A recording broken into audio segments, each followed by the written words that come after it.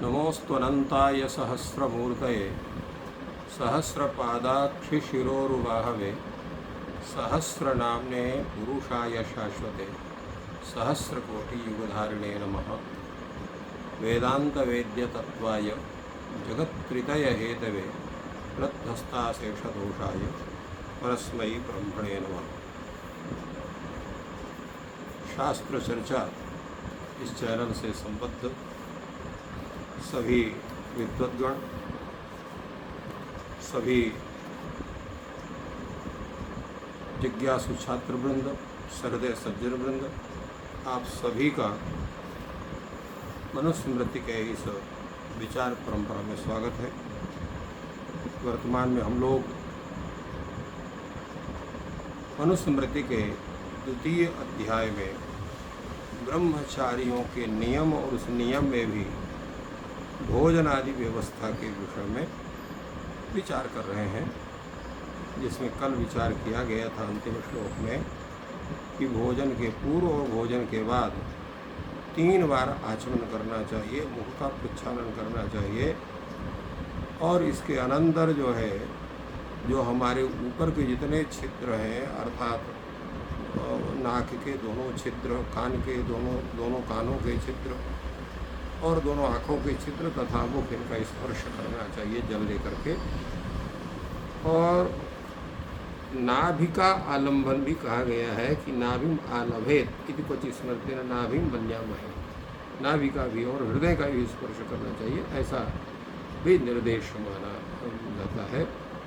उसमें है कि खान चैव स्पृशे तद्भी आत्मानम शिर एव च, तो शिर का और आत्मा शब्द से यहाँ पर हृदय और नाभि का निर्देश प्राप्त होता है, क्योंकि उपनिषदों में लिखा हुआ है अंतर्हृदय आत्मानम पश्येत, ऐसा लिखा हुआ है।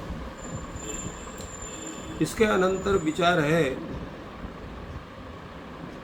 कि जो है भोजन आदि के बाद कुल्ला करने का भी विधि है, जिसको हम लोग कुल्ला कहते हैं। कैसे जो है जल से कुल्ला करना चाहिए, तो अनुष्णाभि रफेनाभि अद्भि तीर्थेन धर्मविद शौचेप्सु सर्वदा चामे देकांते प्रागुदंग मुखा।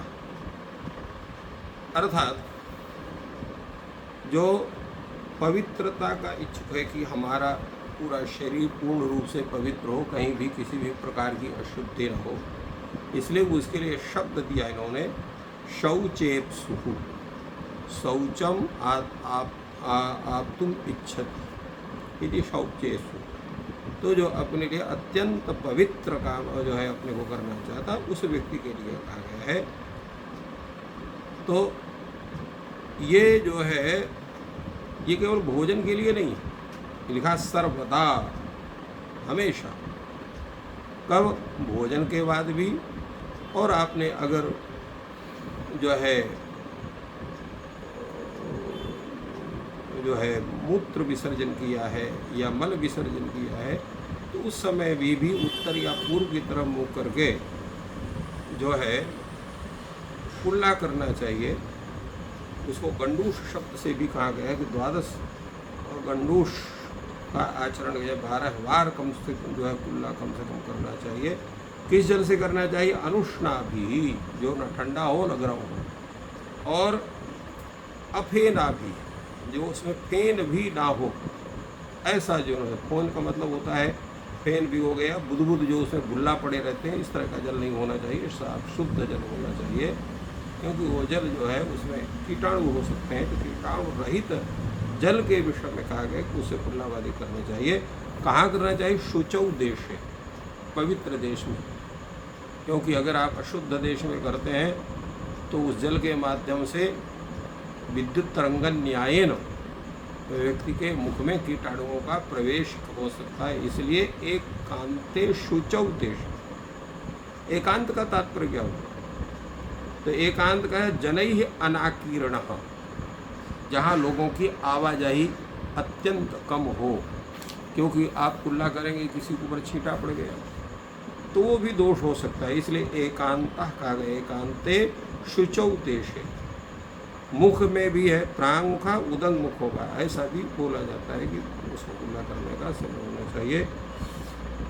और अन्य स्मृतियों में भी कहा जाता है प्रांग मुखा उदंग मुख होगा शौचम आरभेत। तो इस तरह से पवित्रता के विषय में यहाँ पर कहा गया।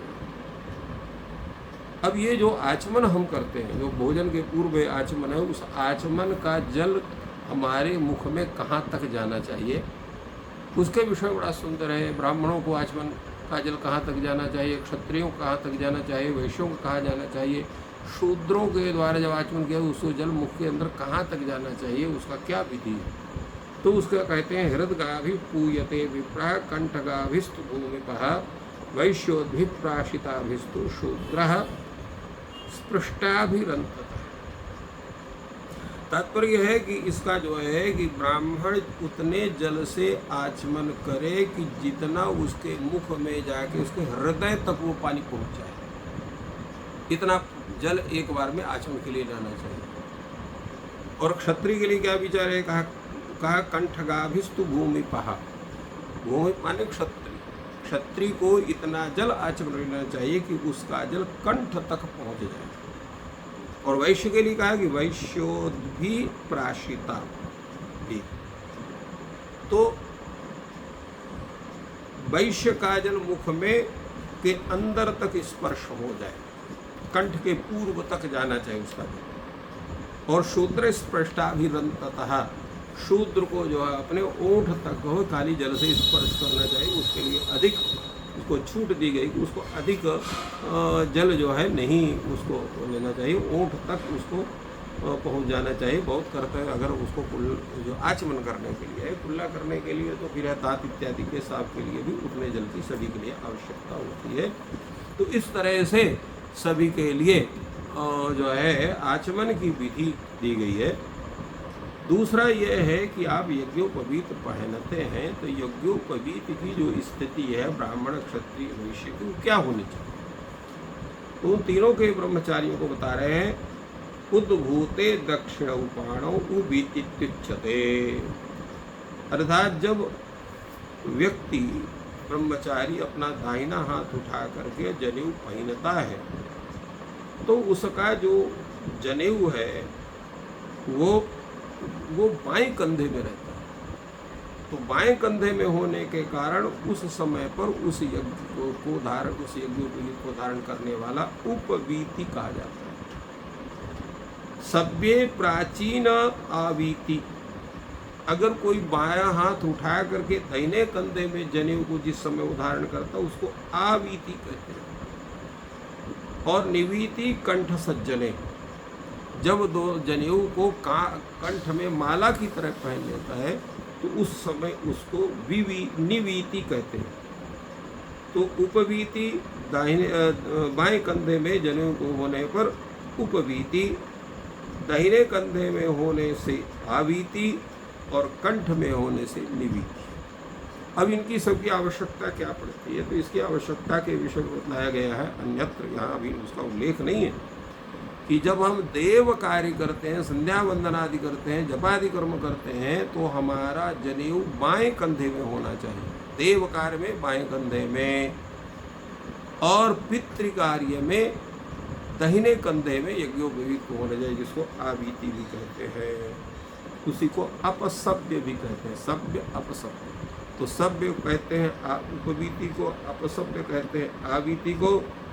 और निवीति जो है जो कंठ में धारण करने का जो भी ऋषि कार्य हो, ऋषि तर्पण आदि जो कार्य होता है, तो उसमें निवीति अर्थात उसमें माला की तरह जनेऊ को पहन करके और उससे जो है कार्य करना पड़ता है। तो इसलिए तीनों अवस्थाओं का यज्ञोपवीत का उल्लेख है कि भिन्न भिन्न कार्यों में तीनों अवस्थाओं में यज्ञोपवीत को जो है उपस्थापित करने का विधान बताएगा शास्त्र। अब प्रश्न ये होता है कि भाई आपने यज्ञोपवीत धारण किया तो यज्ञोपवीत अशुद्ध हो गया तो उसको बदलने का है। अब मेखला है, मेखला टूट गई जिस समय यज्ञोपवीत के समय धारण किया गया था, और इसी प्रकार जो चर्म धारण किया तो वो भी फट गया, जो दंड था वो टूट गया। यज्ञोपवीत टूट गया या कमंडल टूट गया, तो ऐसी अवस्था में क्या करना चाहिए? तो उसको कहते हैं मेखला मजिनम दंडम उवीतम कमंडलम अपसुप्रास्य विनष्टानि गृहीतव्यानि मंत्रवत। अब ये ऐसा है कि मेखला है, मृगचर्म है, दंड है, यज्ञोपवीत है, कमंडलु है, ये अगर टूट जाते हैं, नष्ट हो जाते हैं, तो ऐसी अवस्था में उनको जल में प्रवाहित करना चाहिए। और जो जलाशय जैसे नदी वगैरह में उसको प्रवाहित कर दे, और उसके जगह में मेखला धारण के मंत्र से मेखला को, मृगचर्म धारण करने के मंत्र से मृगचर्म को, दंड धारण के मंत्र से दंड को, यज्ञोपवीत धारण के मंत्र से यज्ञोपवीत को, और कमंडल धारण के मंत्र से कमंडलु को ग्रहण करना चाहिए। तो इसलिए कहा मेखलाम अजिनम दंडम उबीतम कमंडलम अब सुप्रास्य विनष्टानि गृहीतान्यानि मंत्रवत। मंत्र के द्वारा उनको पुनः धारण करने का विचार। अब प्रश्न ये है, ये ब्रह्मचर्य का जो समय है ये कितना होना चाहिए?